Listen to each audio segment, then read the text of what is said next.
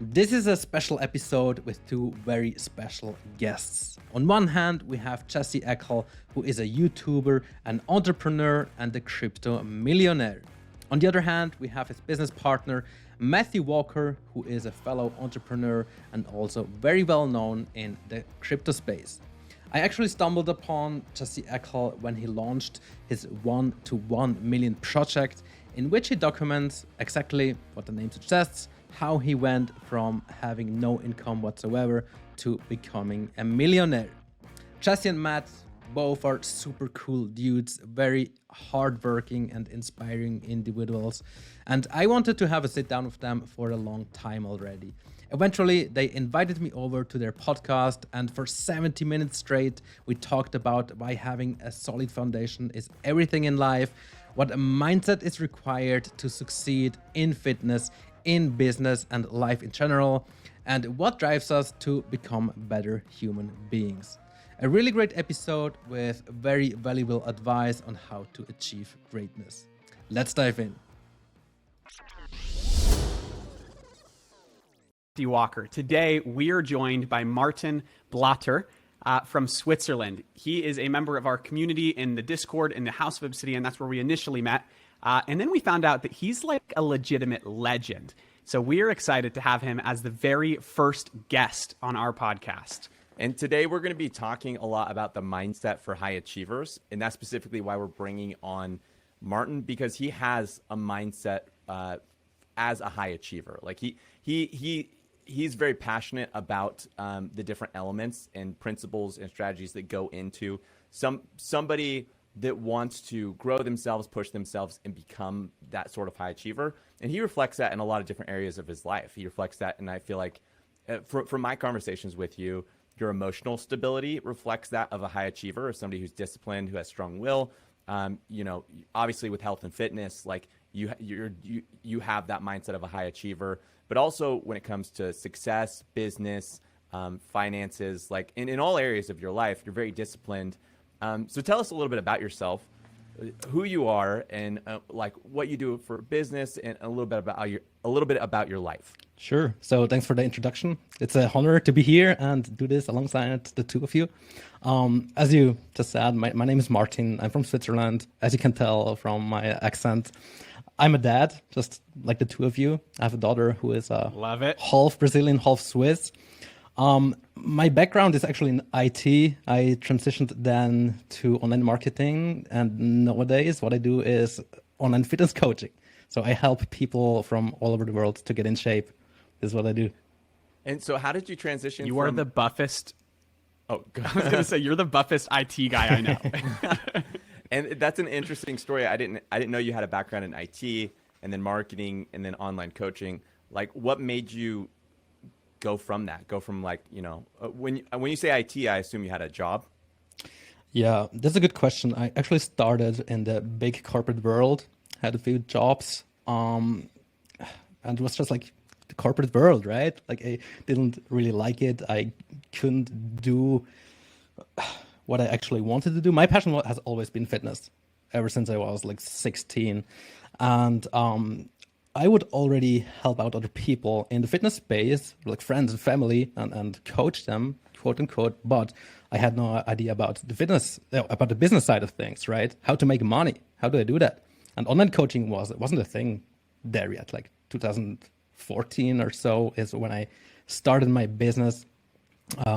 And before that, already I coached people in person mainly. All right. Now, what made me change to online marketing and then being self-employed is just that I can make an impact, really. That I don't have somebody who tells me what to do, that I'm in a powerful position, I would say, that I'm independent and just have can do whatever I want to do. Freedom. It's really the answer to that. It's still a big risk though. Like you go, I remember when I transitioned from a job to my own business, like that's a big leap to make. The first time you do it, it's like terrifying. Yeah. So what kind of motivated you to make that leap, or like what did that look like? So I was in a long transition phase, to be fair. Like I did my side hustle for years before I made the switch. And it was actually just like when lockdown started, and like big companies would actually hit me up and say, hey, Martin, like I saw what you're doing here on YouTube. Can you help us out? Like we have like a company and our employees say they need to get fit. They want to do something at home. What can we do? And this was the moment I said, okay, I'm not even doing it full time. However, I have someone as big, was like a huge brand, at least here in Switzerland, that asked me for help. There's something I can do, right? And I mean, I talked to my friends. What shall I do? What's right for me? I want to do this, but financially, like it's just easier, the safer life, right? If you're employed and have like income, and it's safe. And he said, man, like you're having all those inquiries and like you're already having a good customer base. If you don't do it now, when then? What are you waiting for? And I was there like, you're actually right. Like I'm not even doing it full time, but already have like a side income. I have like clients. I have a name. So I'm going to do it. And yeah, I went forward and just did it. Yeah, on Instagram, I always see posts that have the text like, if you're not willing to take a risk, you're going to work for somebody for the rest of your life who was willing to take a risk. And so there is always that element of risk. And I'm always fascinated by what allows people to take that risk, because it's scary to go from like, I depend on somebody else, this company, this corporation that like, in your mind seems a lot safer, to suddenly like, I am now fully responsible for my own income. And if I screw this up, I can't pay my bills. Yeah. And so, and anyway, so you go into that, you're going into it full time. And how was that? Like, you transitioned into it. Was it a smooth transition? Not at all, because I was just in a huge phase of change in my life where I would just become a father. I would also emigrate to Brazil, where I lived for 3 years. I had to learn the language.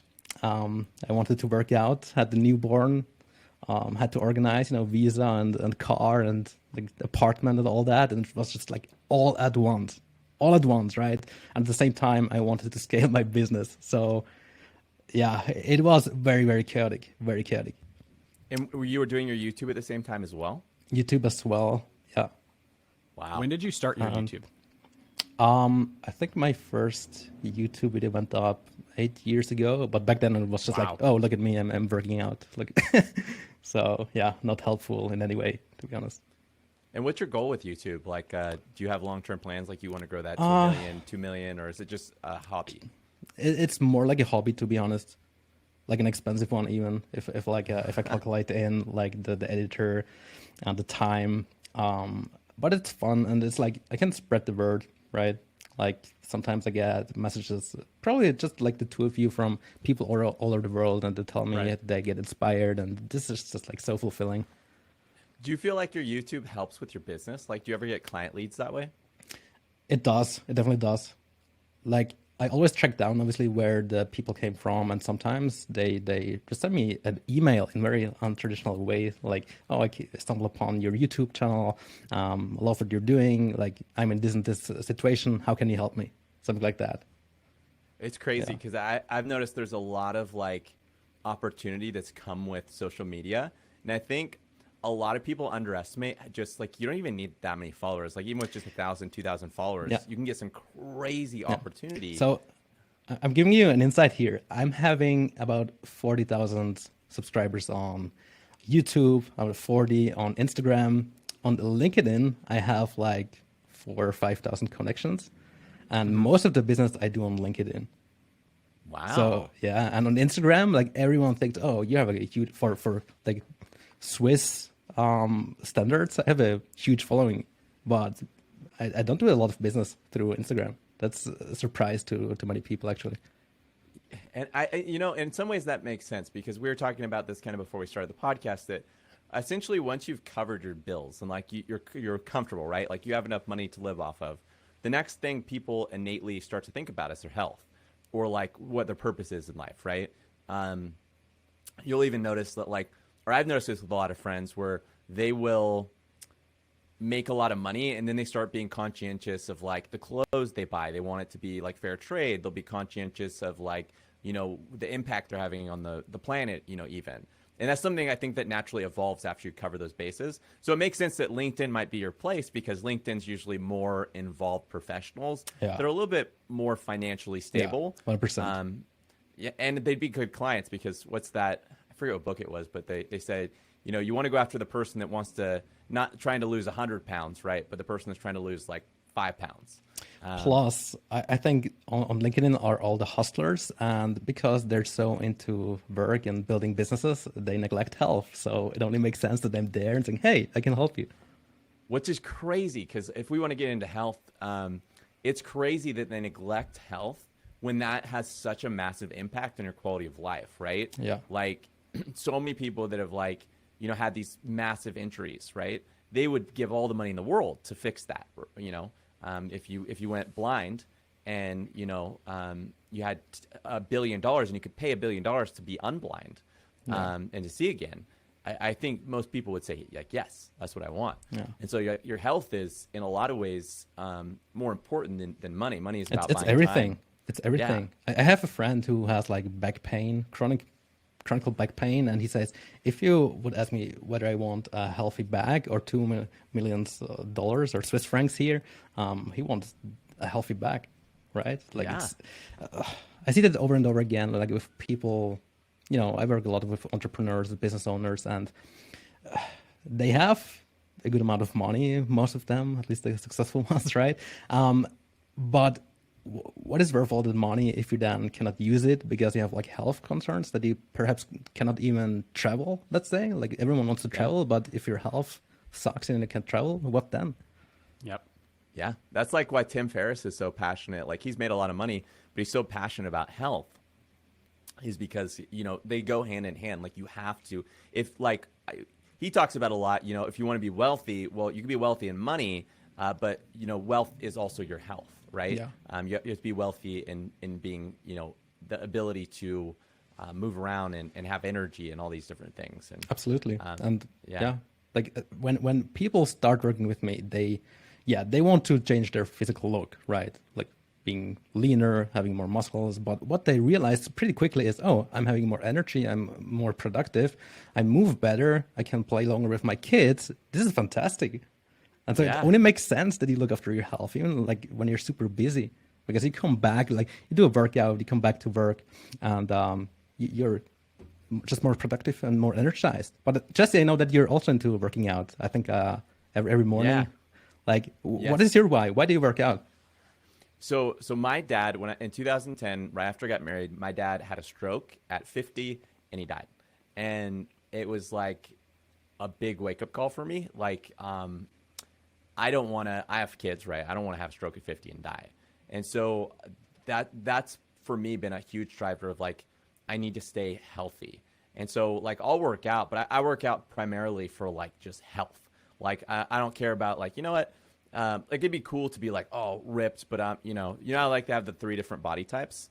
They have like, what is it? The ectomorph, endomorph. Yeah. And then what's the other one? Ectomorph, endomorph, mesomorph. Mesomorph. And mesomorph's the middle one? Is dude, honestly, I don't even care that much because usually I even thought this would come up, but the thing is, like, if you're ectomorph, like you're tall and skinny, nice, that's got to be me. This still doesn't mean that, like, usually what comes to mind or what the fitness books tell you, okay, you need to bulk up, you need to like eat a lot and do heavy lifting. Without seeing a photo, I cannot tell whether it is correct or not, because maybe you're tall and skinny, but you could be skinny fat, quote unquote. Yeah. You could still have like a high body fat percentage, no matter what body type you are. So I'm not a huge fan of those body types. Dude, you know what I have? Have you ever heard of the naked mirror? The naked mirror. I do that all the You time. just like stand in a mirror naked? No. It's like this mirror that has all these scanners on it, and it like it within 3% of your actual body fat, it'll tell you your body fat rating. So it like actually does like a full scan of your body. Because like a normal scale, it's like way off with your body fat, right? Well, like there's like so many like methods how you can measure body fat, but all of them are off. That's the problem. And I always say, like, if it's always off by, let's say, 5%, then it's, again, you can use that to measure your body fat percentage, right? But if you go from like the caliper method and then you do the DEXA scan and then something else, yeah, it will be off and it's not usable really.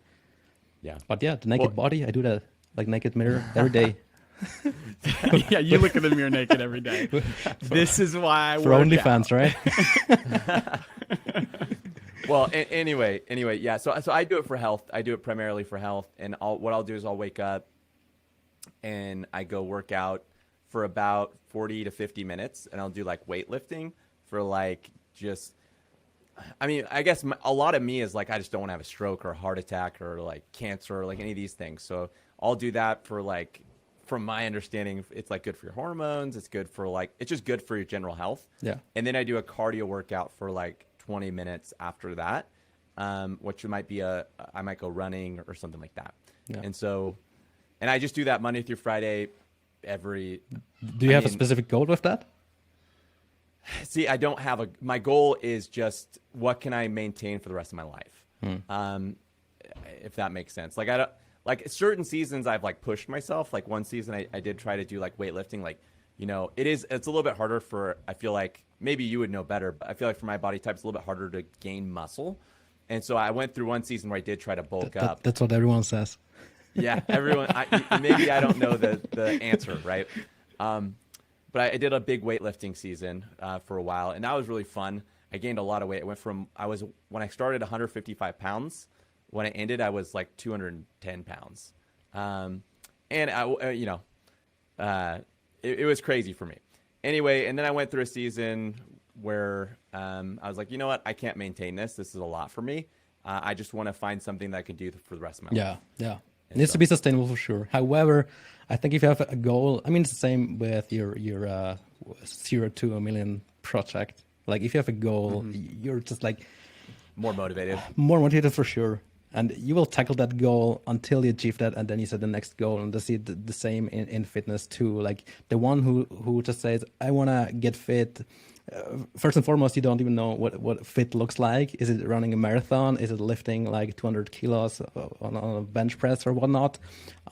Is it just like, you know, being able to get up the stairs without being gassed out? What is it? You need to define, okay, what is being fit for you? And then obviously if you have a goal, you can then define or set your training program according to that.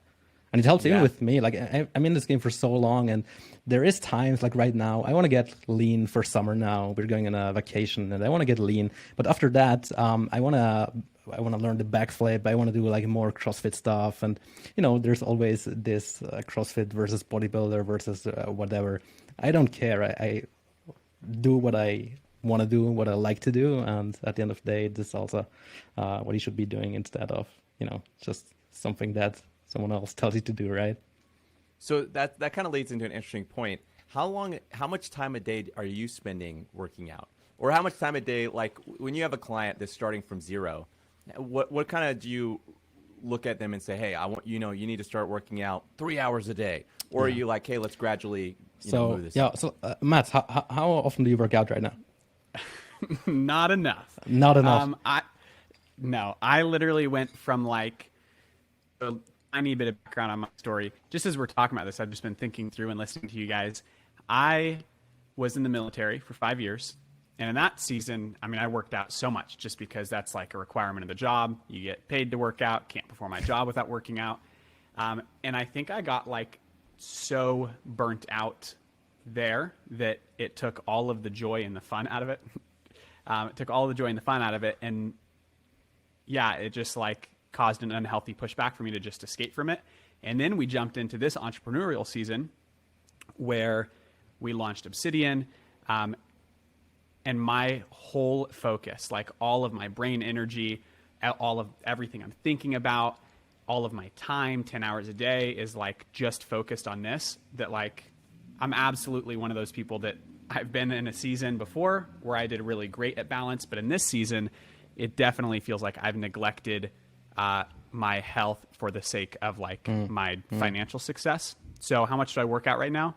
Like almost nothing. I've been in seasons where I worked out hours a day, and then a little bit right as we were starting Obsidian, I was probably working out like an hour. And now it's like So fit hobbies, but Yeah. I don't work out right two- now. It's two- more like I play with my kids. two things come to mind. Number one Yeah. would be start like with 2 workouts per week. Start small. Go for daily walks.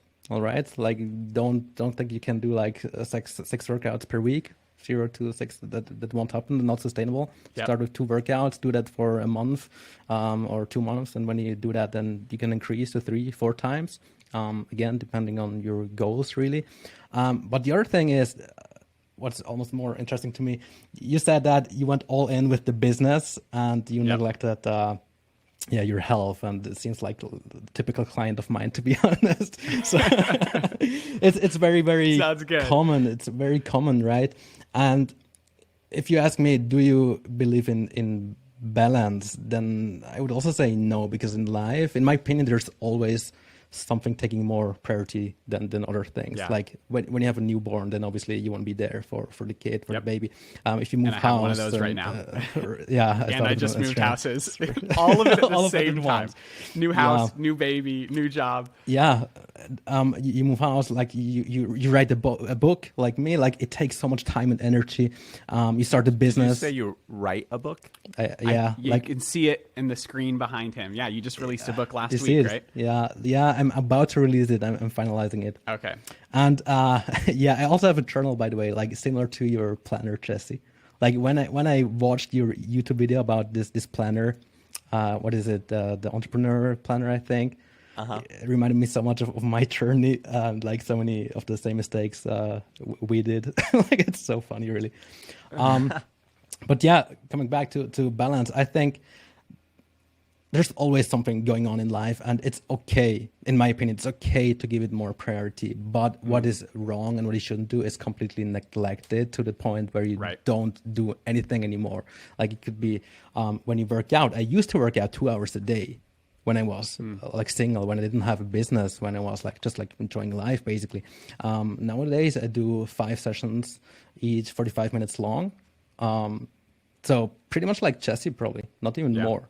That's all I do. And yeah, like the same with other things. Like if you have a relationship, if you have a family, you cannot just say, okay, I'm building my business now, I don't have time for you anymore. Or my Yeah. friends, you cannot do that. So balance will never be 100%. And sometimes I get those comments from external people on LinkedIn, for example. Oh, it seems like you have a perfect work-life balance. And I'm like, I definitely don't have it. I don't. And there's weeks I'm pushing myself too much in one direction.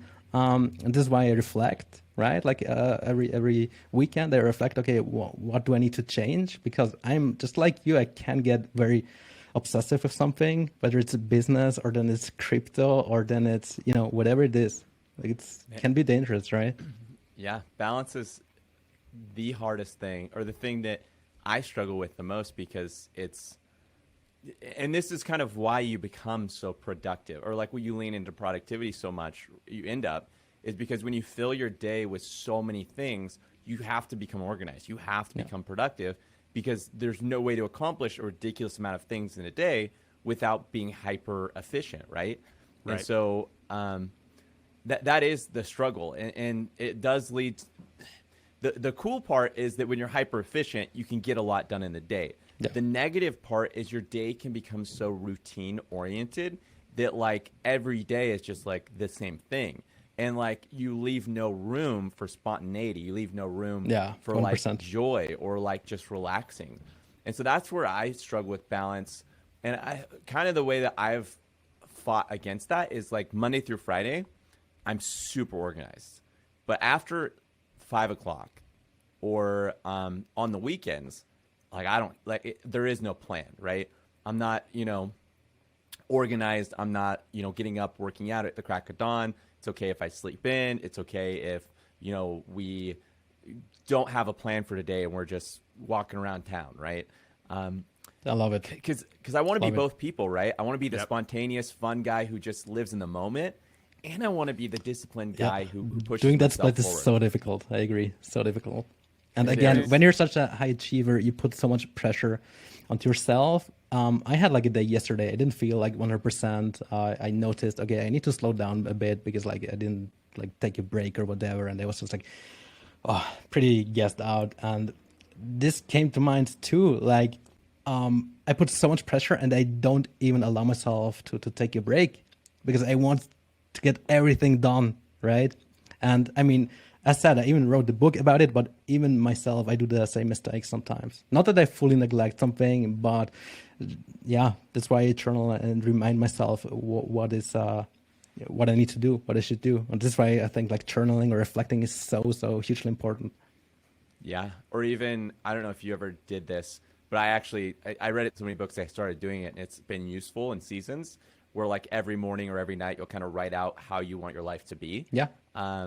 Yeah. Dude, so it's so funny. Like I watched your YouTube, right? And I'm literally here building my own journal where I get up in the morning and tell, okay, how do I want other people to perceive me? What do I want to achieve? And write that every single day. And do you know what is fascinating though? Maybe you even experience the same. When I hit up people and say, look, this journal or like this product, like just journaling, you don't even need to use mine, but journaling, it will improve your life. It's an absolute game changer. And most people, they just don't care. Yes.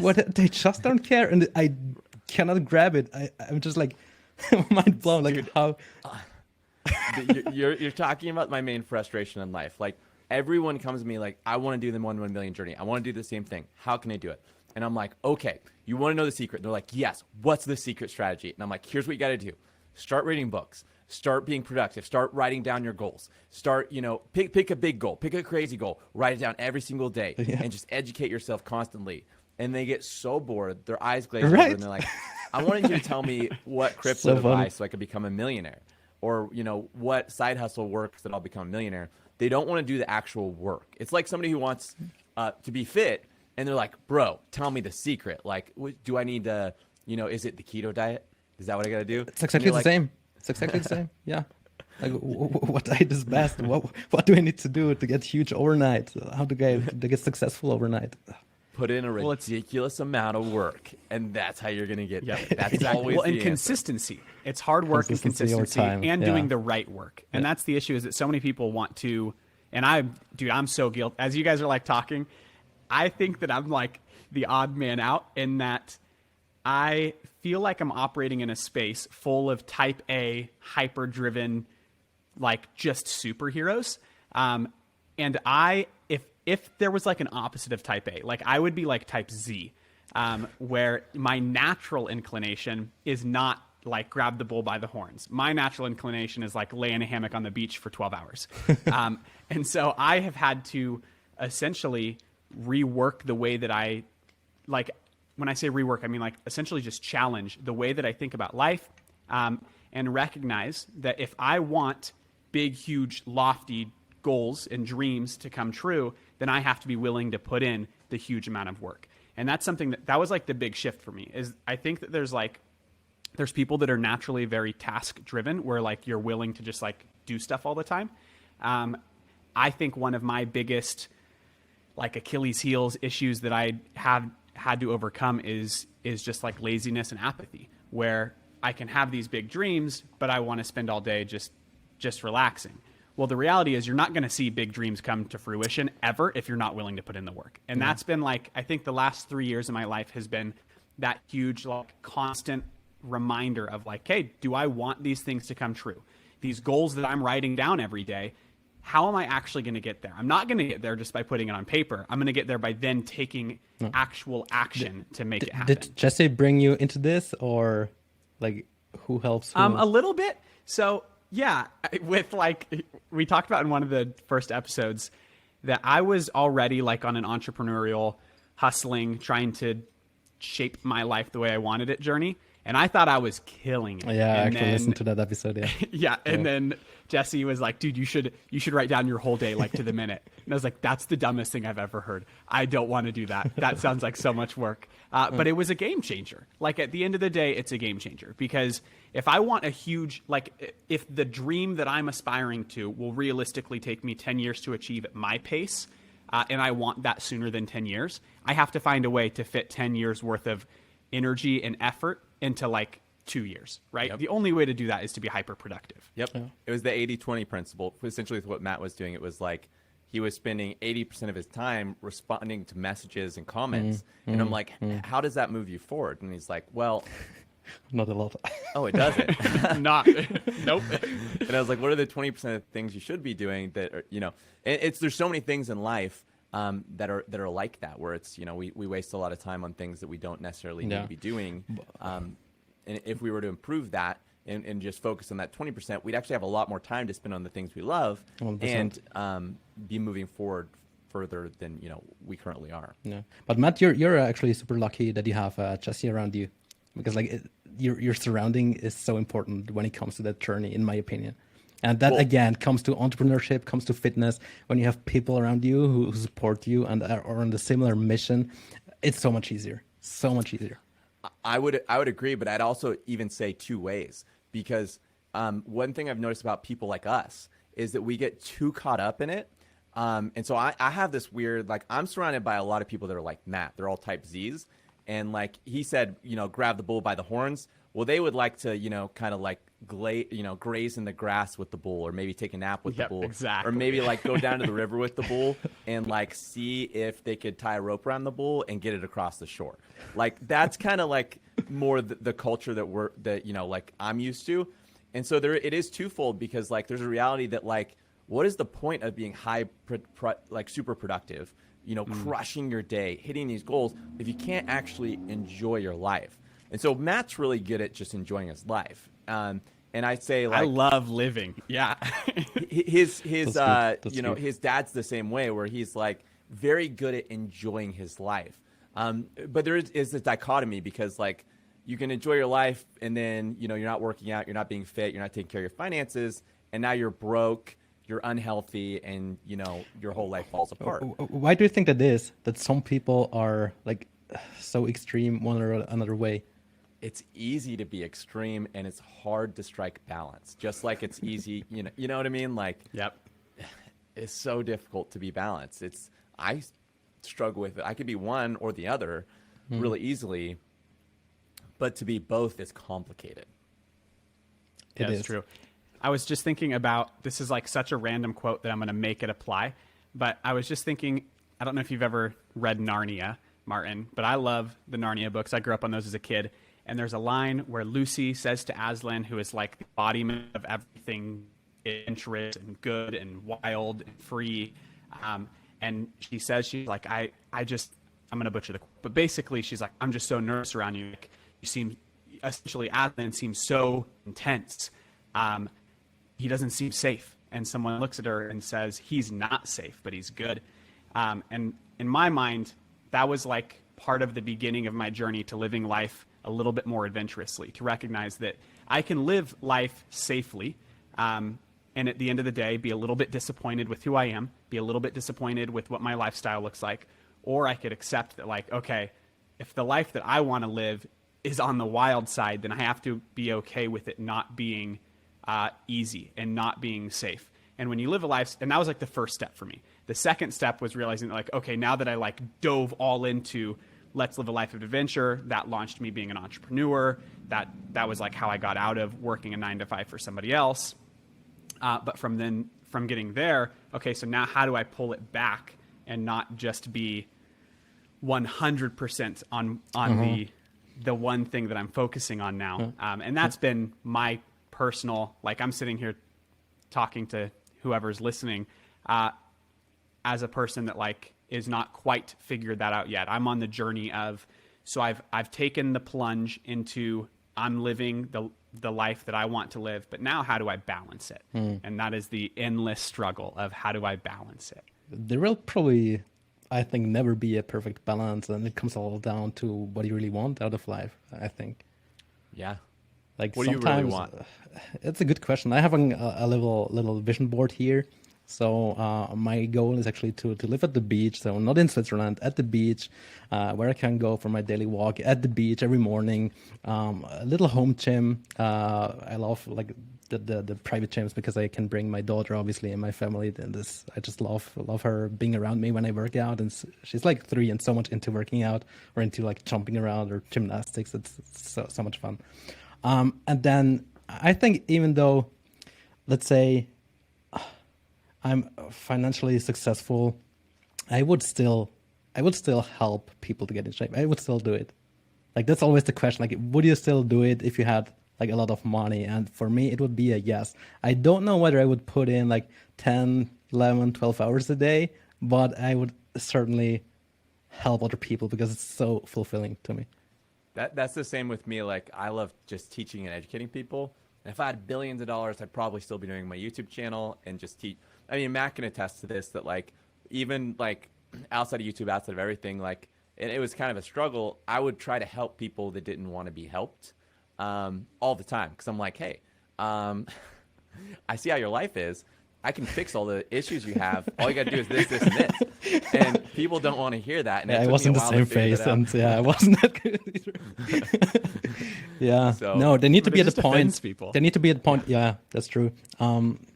Like, they need to even nowadays. I know, like, I need to have someone at the point where they want to change, where they realize, okay, I haven't done anything for my fitness, and my doctor even told me it's not good, and I should be doing more sports, and now I'm ready. I'm willing to put in the work. I just don't know what should I do exactly, how do I need to eat and work out. Then time is right, and say, okay, I can help you, and this is what we're going to do. But convincing me, hey, Jesse, you need to do this workout and 7 times a week, 2 hours, and your diet sucks, you need to eat more protein. If you haven't even asked that, yeah, you will not be my client, I assume. Yeah. And it's so hard because I had somebody like that where it's like they were eating and living an unhealthy lifestyle, and my dad had passed away, and I was like, hey, like, you need to knock that off. You're going to die. You have kids. And we ended up getting into kind of like a spat because of that, because they're like, why are you making fun of me? And I was like, I'm not making, like, not at all. Like, I'm trying to help you. I want to see you thrive. And I don't know why, but I've met a lot of people that are like super like go-getters. And it's weird because they're not just like, I want to be the best. They actually, have this mindset of like, I also want everyone else around me to be their best. It's like an expectation. Like, you expect everyone else to rise to the occasion. And I don't know about you, but I found that like they don't always rise to maybe the level you would hope they would. But around maybe people around you, they do kind of just being innately in a relationship with you or knowing you, they do rise because of that. Have you noticed? You see that? Well, we had even we faced an issue in our relationship with my fiance, even because like I was always, okay, I journal, it helps me. You need to journal. Why don't you journal? I even checked your journal. Why is it empty? What's going on, right? Dude. Great, reading her journal. well, I didn't read, but I checked whether she did it or not.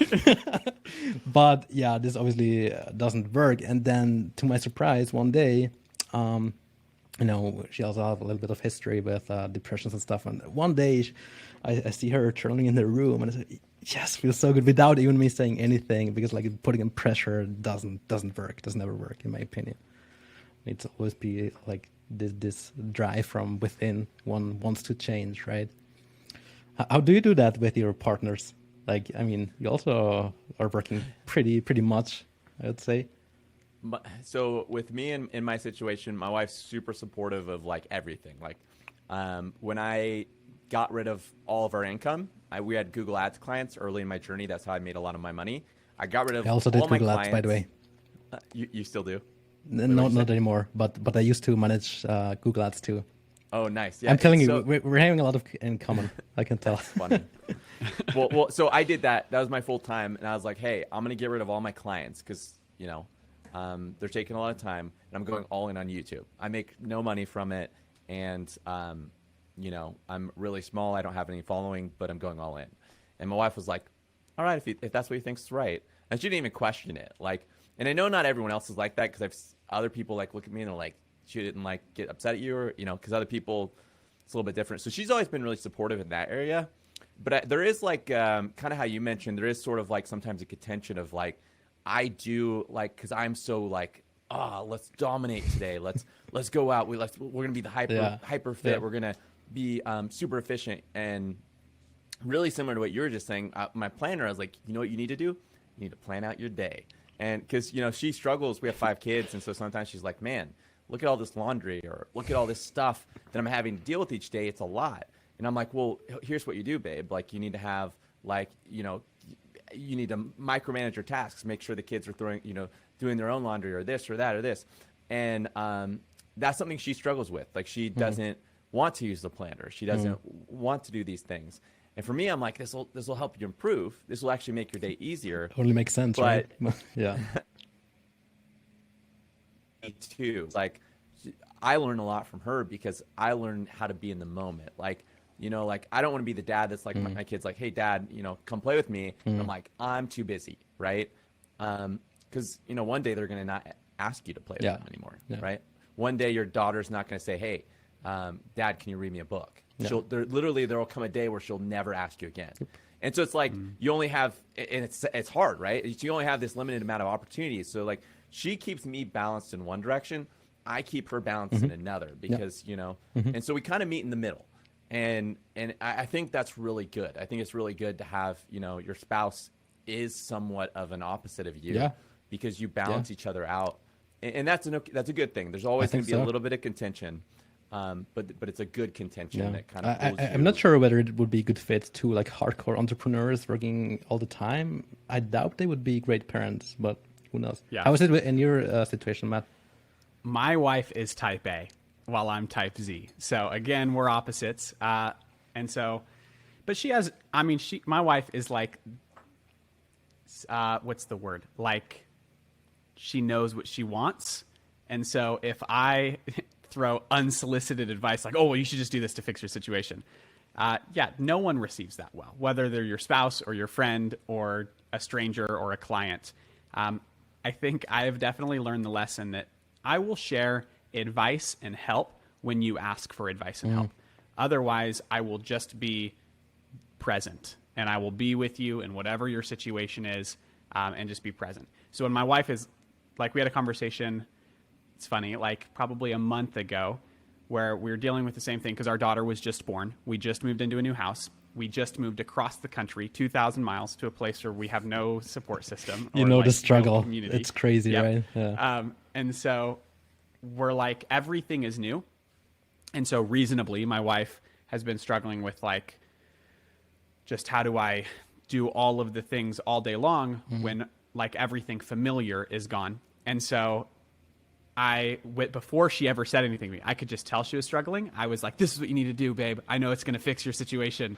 That was not helpful because she was still in a moment where it was like, well, I'm just human and processing all of the change and the struggle that's here. But then like probably a week ago, we had a conversation about it where she was like, okay, these are the things that I recognize that like I need to do better in this situation. And she was like ready to have a conversation at that point.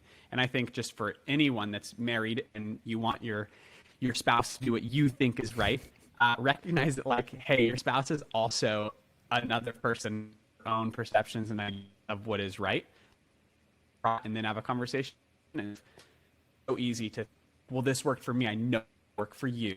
Exact moment where your mindset is at. And maybe we're looking at this situation from two different perspectives, or maybe we have different personalities. Like even with the stuff that I've learned from Jesse and working with Jesse, again, like we're very different personalities. And so I've had to learn how do I apply that in a way that is actually useful for me and in a way that's sustainable for me, because it's really easy. And you were saying that earlier that like, it's like when you recommended with your clients, like I would start out with like 2 workouts a week or go for a walk every day. It does not work to be the person that is like, I'm going to work out for 2 hours today because I want to get jacked. Yeah. I'm tired of sitting in the basement. You burn out real quick. So in the same way, like if I just throw that at my wife when she's not ready for that, she's going to either think that's useless advice or she's going to burn out really quick. This reminds me of the trend, I don't know whether it's on TikTok or Instagram, that says, okay, my wife is so happy that she has a man that is always right. Yeah, that's the worst part about being a husband, thinking you're always right. And I've learned a lot from my wife. And like I said, she's very like type A. And so she helps keep me driven. I think my biggest hindrance is that I am prone to be apathetic. And you mentioned like your fiance has struggled with depression. Like that's been part of my background, is that like basically my whole life I've been the guy that it would be very easy for me to make excuses about why I'm going to do things. because I'm struggling with depression, because I'm struggling with anxiety, or because I'm apathetic, or because I want to just kick my feet up, whatever the situation. And the healthy balance that I get with my wife is that she is like just super driven. She's super type A. She's like a team leader. And so even though I embody some of those things, she's a really healthy balance for me to like, as a reminder to kick me into overdrive. And I'm lucky that, like Jesse said, when he told his wife that, hey, I'm going to go all in on YouTube. When I said the same thing to my wife, like, hey, and this was crazy. Like, hey, by the way, I really feel like I need to quit my job and like become an entrepreneur. We have like, we haven't been doing it lately, but we have like similar to journaling. We do a marriage journal where we basically, there's like questions that we talk through that you otherwise just forget. And one of them is like, hey, what's something that's been on your mind or your heart a lot that you're just thinking about? And there was like a 6-month period where I went from never wanting to be an entrepreneur to like every time that question would come up in the journal, it was like, I think I want to be an entrepreneur. And I don't know what that looks like because I hate entrepreneurial stuff. Like, that's not me. I'm not the type A guy. And she is super type A. And so she was able to drive and encourage me. And I think that like without her support and backing and like, hey, yes, go do this. I don't think that I ever would have launched into everything that I'm doing now. So you brought up an interesting point about, depression and like getting overwhelmed by that. And I was just thinking about like, I don't know what it is, but like before, like a long time ago, like probably like 2012, 2011, like I used to be very prone to getting depressed, easily discouraged. And I didn't have like, I don't really know how to describe it, but I could be easily emotionally thrown, right? Yeah. And today, something I've noticed is that today I'm not like that. I very rarely, if ever, get depressed. And, if something big impacts my life, I lose a lot of money, I have, this horrible situation go wrong, it's difficult for things to affect me in that deep of a way. And I don't know, do you have something similar, Martin, where like as you've grown with time? Yeah, 100%. So, yeah. What do you think causes that? I think it's like, what doesn't kill you makes you stronger in some sense, because like you, I went through a very difficult time. You lost your business, when I remember correctly, because of COVID. Had to start from scratch. Is that correct? Yeah. Yep. I emigrated from here, left also everything behind, and I was just like in a very dark place, to be honest. Like this together with everything I said, and then like postpartum depressions and all that, it was very tough. And like after that, once I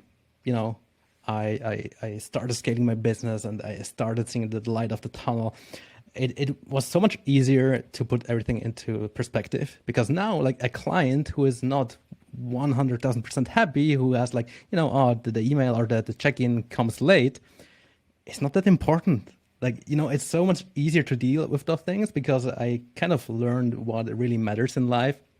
And just sometimes I like to remember back, even now, because like I feel stressed and have so many things to do right now. I look back and think, okay, back then, this would be my dream. Like all these things I have to do today, I wanted this. This is like a goal from the past. And now I'm here and I can do that. I have the freedom to work on my business. And, what do we want more? Just perspective. Dude, same level. That's so good. Gratitude. Like, it's weird because like if you'd go back 10 years, people are talking about gratitude, I'd been like, what are they even talking about? That sounds so stupid. Same. So like Same. cheesy, right? But like there's a reality that like that is such an emotional stabilizer for me, because like a horrible situation will happen. I was telling you before this, like with Luna, I had $150,000 within 3 days that turned into 1 cent. And it was like, it didn't even faze me. And I think the reason is kind of like what you said, like, well, I'm still way better off than I was before right now. My family's healthy. My family's good. I have a roof over my head. I can feed, what more do I need? Like, it's cool. Like, that's a cool bonus. But if I don't have it, it doesn't inherently affect my ability to live an amazing life. Where, there are things, revolving around my family that could devastate me, right? So that gratitude of like being grateful for what you have and knowing what's important. that comes back full circle. What I said in the beginning, you need to have the foundation, and this foundation, you're healthy, you're doing something, you're working out, you're having your family, your friends around you, and you losing 150K. I mean, it's a lot of money. Yes, it is. But I mean, yeah. People on Twitter, people heard that and they're like, "Wow, I wish I had so much money that losing 150,000 doesn't make a dent." But the reality is, like, that's a lot of money to me. That's like, I could have essentially almost paid off my entire house with that amount of money. And so, like, that's crazy. That it's not like that's a little amount of money. But what separates you is the mindset. You're okay with that because you have this foundation, and you probably went in knowing the risks. Also, you knew that you could lose it, while others just put everything into it. And if you lose everything you have, and again don't have like the supporting system around you, then and are there with like your computer and nothing else, then life sucks. I also want to challenge, Jesse, I want to challenge that what someone said to you that wow, I wish I had enough money that I could be like nonchalant when I lost that much. When this market started turning down, I watched in my own portfolio, and I don't think I've ever even said numbers ever publicly, but I watched 150,000 specifically with one holding turn into 30,000. And that was more than 80% of everything I held. Like, that was not like, oh, that barely made a dent. My net worth's the million. I haven't hit $1 million journey. That was more than 80%. And I was like pretty beat up for like one day. And then I was fine. Like, it's not the end of the world. And I think that's just because it's a mindset choice to recognize, it's like you were saying, Martin, that would I rather be in this position where I'm able to take huge risks? And some of them, there's difficulty that comes, right? Like, I watched 150 grand turn into 30. That sucks. That's genuinely really difficult when that's like the majority of my net worth. But would I rather be here in this moment, or would I rather be where I was 5 years ago? Like, bound to someone else's 9 to 5, bound to someone else's dreams and goals, bound to a lifestyle that I didn't find fulfilling. 100%, I would stand in this life and experience loss, and then challenge myself to be better. Because now that I lost that money, I've gained significant wisdom and knowledge on what to do next time. And there will be a next time. And I'm going to come out on top. And I think that's like, it's really, really a mindset thing. Yeah, 100%. For me, even like you saying that, I was like getting like, I don't know, like sort of like almost even excited, because like it is an adventure, right? Like I always think about this. Adventures, like every great story, every great adventure doesn't involve the protagonist, the hero character. They don't go from point A to point B with zero issues in between. That makes the worst story ever. It's like, oh, I went, absolutely. I had to go on the, Lord of the Rings. I had to go put the ring into Mordor, and I just like, I jumped on. Walked there. I just walked there and I threw it in. Flew on the eagle. But there's always this adversity in between. Every great adventure has adversity. And so for me, I'm like, it almost gets me fired up. Like, man, I lost 150,000. I am going to do this way better next time. I learned so much, and I'm going to dominate the game. I remember having lunch with my dad, and I told him, man, life is good here in Switzerland. I have a business, even have some assistants or like virtual like employees, right? Like, we're having the apartment here, and it's just great. But to some point, I'm getting comfortable, and I don't like that. So chances are we're moving back, because I don't like this comfortable life. I don't like to be comfortable. Comfort is the energy, or is the enemy of adventure. The enemy, yeah. 100%. Or what was the quote I heard? Adventures only happen to the adventurous. I love that quote. But yeah, it's like me and Matt will play spike ball sometimes, and it's like when we're playing against easy opponents that are like, they're not very good, I'm bored out of my mind, and I'm actually not like I'm a worse player because of it. But I perform worse.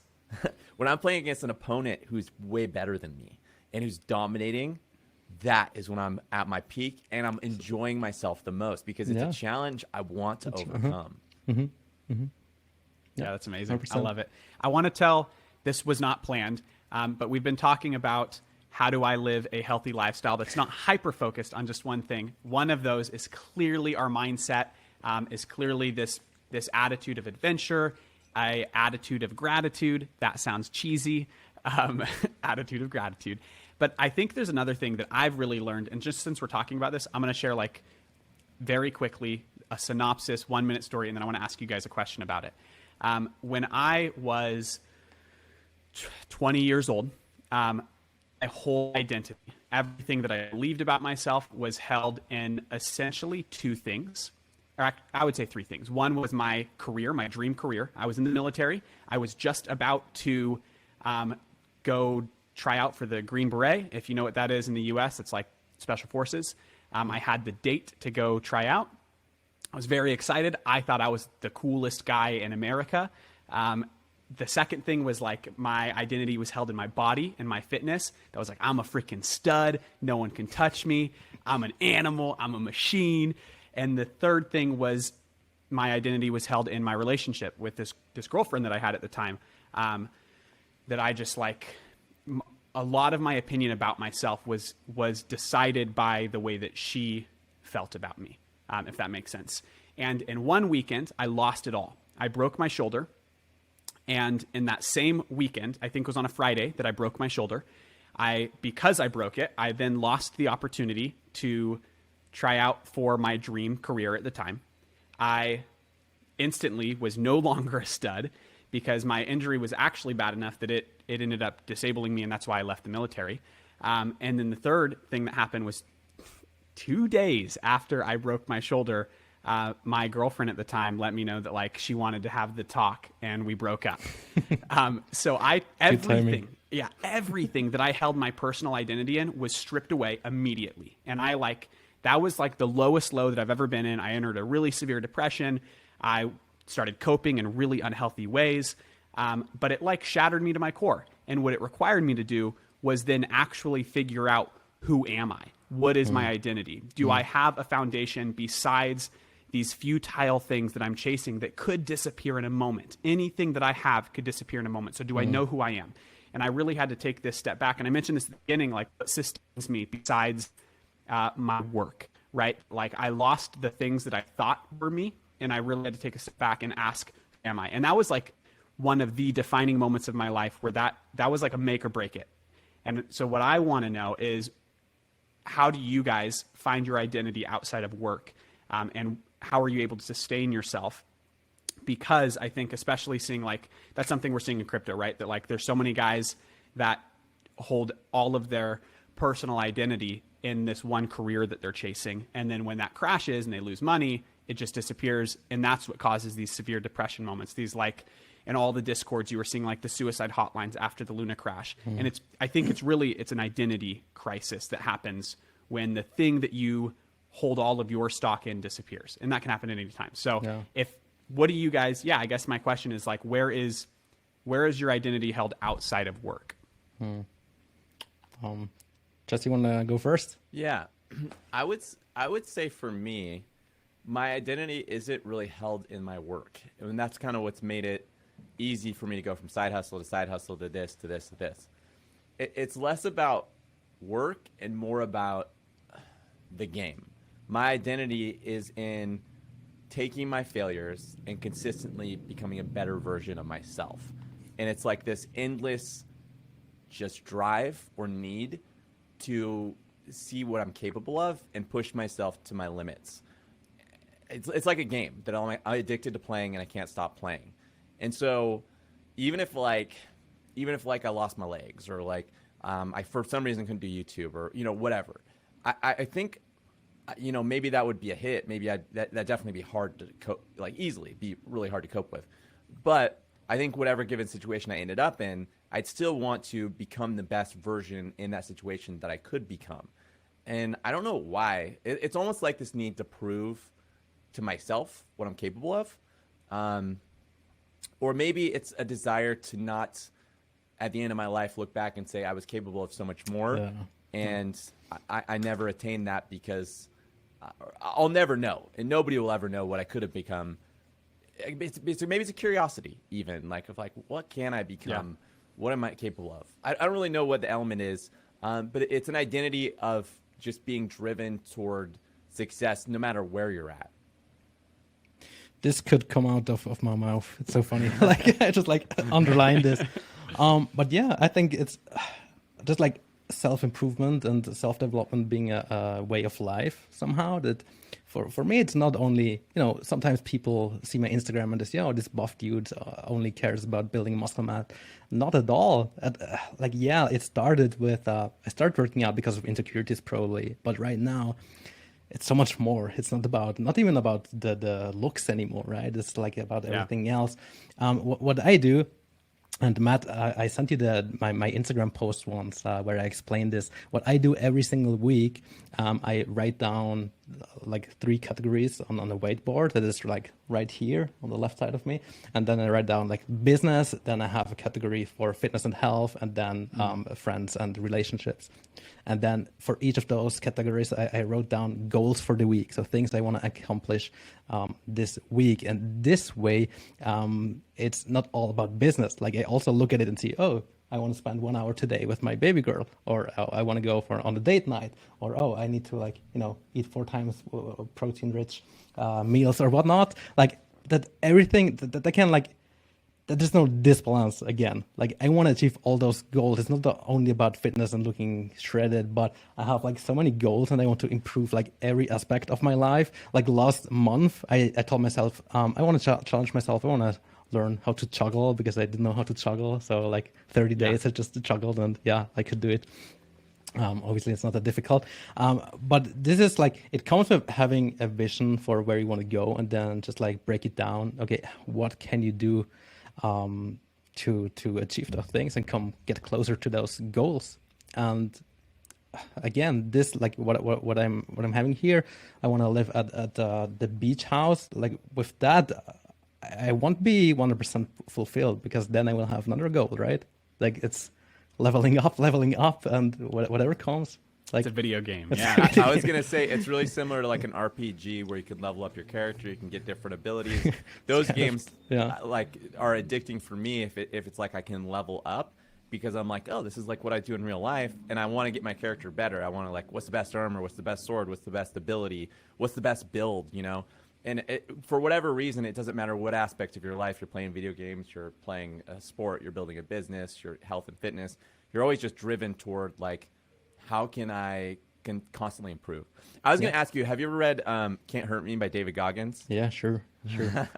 that guy gets it. Like he says it and he's like, I just want to keep getting better. And I'm like, that's exactly how I feel. Like when he first said that, I was like, that is me. That's like what I want. I want to just keep improving.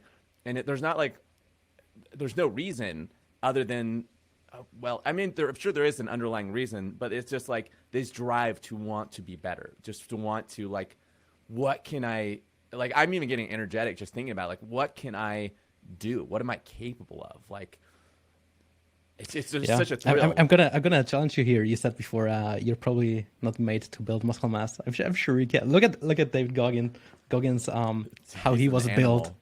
How he was built though, and then what he did. It's fantastic, right? It is crazy. And did you in the book? I think he has even photos of him where he was quite chubby and he wouldn't make it into the Navy SEALs or Academy or not. Yeah, and then he makes it and gets super fit. I think people just use like all those things, like whether they are chubby, they're overweight, whether they are just lazy. They're using all those excuses, right, to not get in shape, to not build a business, but it's possible, and maybe it's also up to us to like inspire the people and show them, hey, it's possible. Because I started in IT in like a big corporate world, and now I'm having my own business, my own employees, and I can basically do whatever I want. And same with you, you go from 0 to 1 million in 1.5 years. That's absolutely crazy. The thing is, like, when I started watching you, I knew you were going to make it. It was just like a matter of time. I didn't know back then that you would make it with crypto or what way you're going, but I just could tell the way you think, the way you act. It was so clear to me that you're going to make it. Well, dude, you're going to fully relate to this. And Matt mentioned it earlier. It's all about consistency and discipline over time. You could literally do anything. Yeah. If you're consistent and disciplined over time, you want to be like shredded. Well, consistently work out, be disciplined about your schedules, don't miss them. And over time, if you're incrementally improving your process, you will be shredded eventually.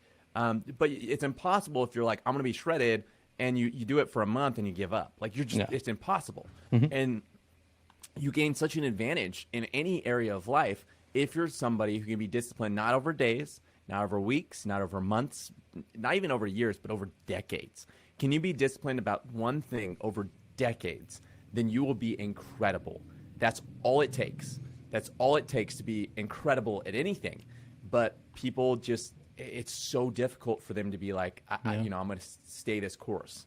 I've read about YouTubers that like, I don't remember who it was, but like they went 8 years on YouTube, no traction whatsoever. 8 years, consistently putting out videos every single week, no traction, and then boom, blew up into one of the biggest overnight success, right?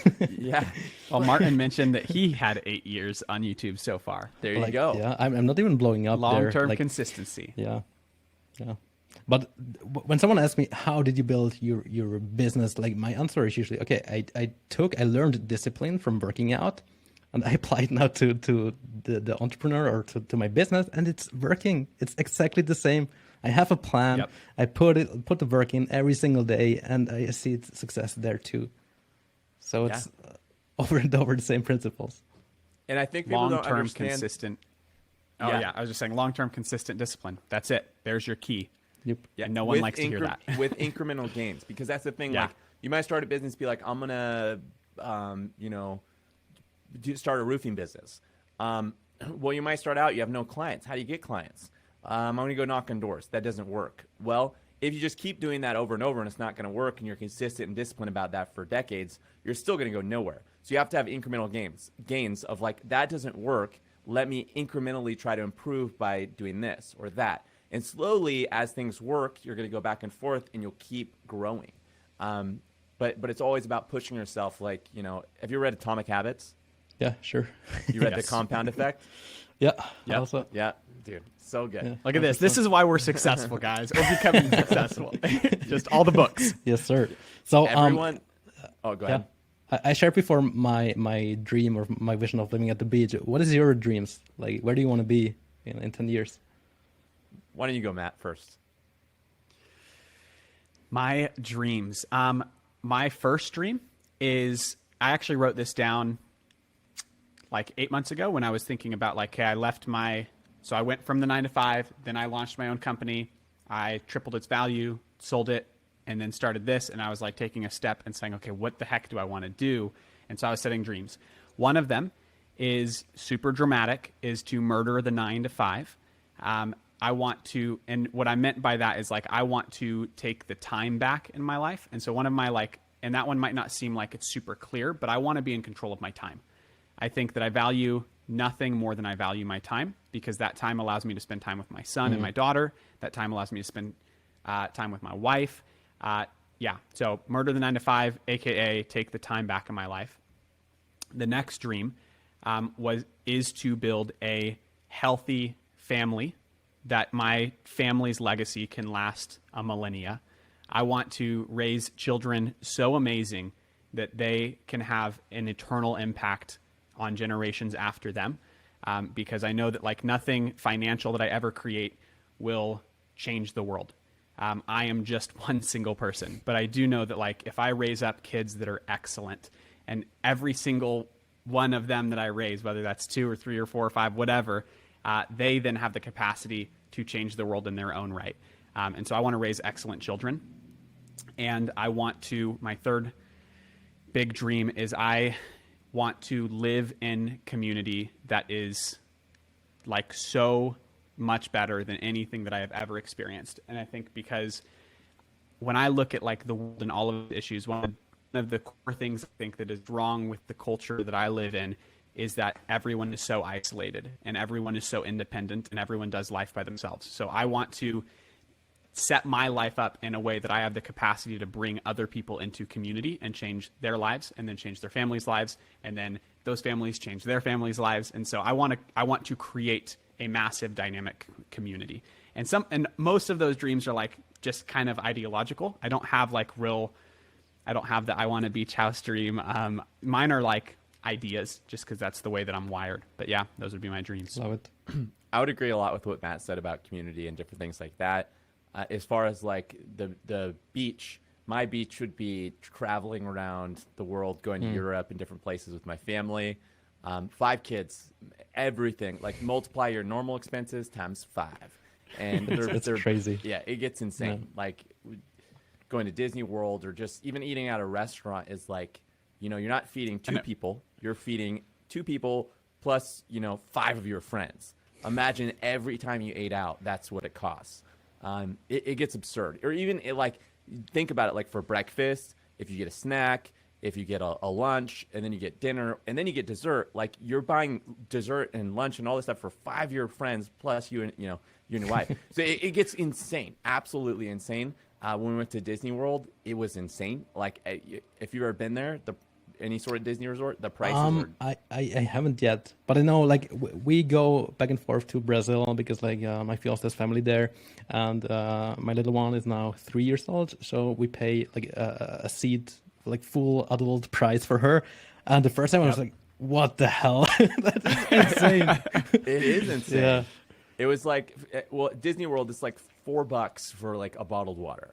And you got to imagine like my kids, like they need water. 5. It's hot, you know, it's crazy, Florida. yeah. And so we're just like, boom, $4 water times 5 every time. Every know what I time mean? you want a sip of water, it's $20. Yeah. Yeah. Yeah. No, it gets crazy. So Swiss prices. There you get one bottle for this price. I think people think, you know, the average thing is like you want to make money so you can buy a nice car or a nice house. And like, I don't care about any of those things. I literally just want to travel and be able to afford to move around with my family as like, because I love my family. I love spending time with them. And so, you know, I'd love to take them to New York, or I'd love to take them to Europe. It's like Europe's like $10,000 just for the plane tickets, right? Yeah. Or, you know, plus the hotel. If I'm staying there for like 2 weeks, right? And then the food, not to mention the food or train tickets or any of that. So that's all I want to do. I want to travel around. I'd love to go to Europe once and like maybe stay there for like 4 weeks and, you know, just kind of live like a local. I'd love to go to like New Zealand and go kind of explore, you know, some of those mountains and do some adventurous stuff. I just want to go. I love just being out and exploring. That's when I come alive. It's just getting time back. Sounds like we all share the dream of like being independent and independent and have freedom, right? About what we do, about our life, spending time with our family and friends. That's cool. But I love your outdoor stories, by the way, Jesse. Matt, you too. You've been camping, right? I'm very outdoorsy. My favorite hobbies. That's so cool. My favorite hobbies are backpacking, cliff jumping, rock climbing. Amazing. Yeah. We have good mountains to climb here. On Instagram. Yeah. What'd you say? What did it say? Oh, I said you're talking about stories on Instagram, but I think Matt was asking what you said. Oh, no, I was asking what you said, Jesse. Oh, okay, yeah. About yeah, Instagram. stories on Instagram. Yeah, we love just traveling and adventuring, and we actually went camping with Matt. It's fun. I don't know if you saw the story of, dude, I've never met a more insane child than Matt's son, Daniel. He is like hilarious. Do you see the video of him, like, he's like in the water, he's in the lake, and he's like getting water on his knees, and I'm like, what are you doing? So. He's like, I'm trying to wash it off, and I'm like, your knees? And he's like, yeah. Did you see that one? Dude, it was so funny. My kid's hilarious. Like, Still on? I need to check that. He's a comedian. He'll walk up. I'll be talking to someone, and he'll come to me. He'll put his finger in my face. He's like, what, 1.5? He just turned 3. 3? Okay. He just turned 3 a month ago. The age is mine. So he sticks his finger in my face. He's like, Jesse, shh. And then he turns and talks to the other person. And I'm like, whoa. Anyway, kids are awesome. They are awesome. Yeah, he's hilarious because normally, right, like if you're talking to Jesse and I want your attention, I would say, excuse me, Martin, I have a question for you. Instead, Daniel will look at Jesse and say, excuse me, stop talking. Hey, Martin. No, dude, it is a solid tactic. I was like, oh, that's actually, I tried it a couple times. Genius. It works. My daughter is in this age where she asks, like, why? And sometimes I just cannot come up with explanations anymore. It's just like, it is what it is. Like, I don't know. It's the nature of the universe. How? Why? Yeah. It gets crazy. Man, well, this has been a really great podcast. I feel like the initial direction we wanted to take it, we didn't fully take it there, but I feel like we covered a lot of interesting topics. And there's a lot of gems in here for, you know, anyone that wants to just sort of, I guess, just know some of the just fundamentals of, you know, life and living a successful life and, you know, achieving balance and you know, what you should be going after and why. I think a lot of people, they're like, I want to be rich so I could buy a nice house and a bunch of cars, and I want it in the easiest way possible. And even that mindset, you're missing out on so much of like what actually matters in life. I mean, like I mentioned, I literally have one car. It's a minivan. It's a 2018 minivan. It's like super dented up because my wife backed into a rock once, and my kids took a rock on the side and they figured out they could draw. And they're like, look, Dad, we can draw on the side of the car. And they drew this picture, and I was like, that's called scratching the car. So, it's not the nicest minivan. That's what I got because, you know, like I don't want more things. They just stress me out and they take more of my time, right? I want more memories and adventures. And people that are after things are going to be disappointed, for one. But two, they become a slave to those things because they take shortcuts, they get into debt, bad debt, to get those things. And, you know, then they have to work more. And, you know, anyway, I felt like this is a cool episode, Martin. We got to have you back on another episode to talk about more stuff. Yeah. Thanks for having me. That's awesome. You're welcome. And thanks for being the first guest ever on the Obsidian Table. I'm honored. That's what's up. I'm honored. That's awesome. Awesome. Well, yeah. How do we even normally wrap these things up? We're so. I mean, I guess we're not the best at the intro either. We kind of suck at the intro and the extro.